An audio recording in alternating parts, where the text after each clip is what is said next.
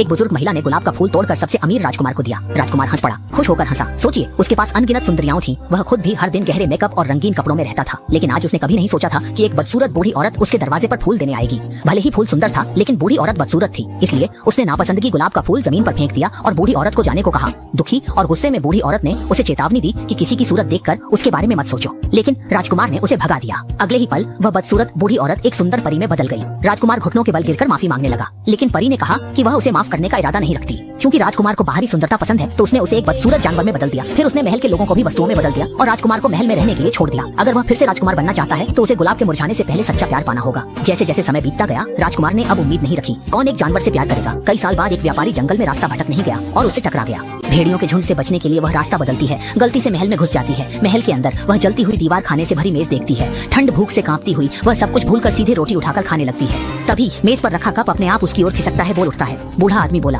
कोई बात नहीं, लेकिन उसका शरीर कुछ और ही कह रहा था। वह तुरंत महल से भागने की कोशिश करती है। जब वह सफेद गुलाबों के बगीचे से गुजर रही होती है, तभी बूढ़ा रुक जाता है। वह सोचती है कि गुलाब तोड़कर अपनी बेटी के लिए ले जाए, लेकिन उसे पता नहीं था कि उसका यह कदम यहाँ के मालिक ने देख लिया है। मालिक ने बूढ़ी औरत को चोर समझकर पकड़ लिया। केवल सफेद घोड़ा डर वहाँ से भाग निकला। सफेद घोड़ा बर्फीली जगह से निकलकर फिर से वसंत में फूलों से भरे इलाके में लौट आया, जहाँ बूढ़ी औरत की बेटी थी। सफेद घोड़े को अकेले देखकर वह तुरंत समझ गई कि उसके पिता जरूर किसी मुसीबत में हैं। इसलिए वह सफेद घोड़े पर सवार होकर उसी रास्ते से वापस गई। उसके हाथ में एक लंबी छड़ी थी और वह आगे बढ़ती गई।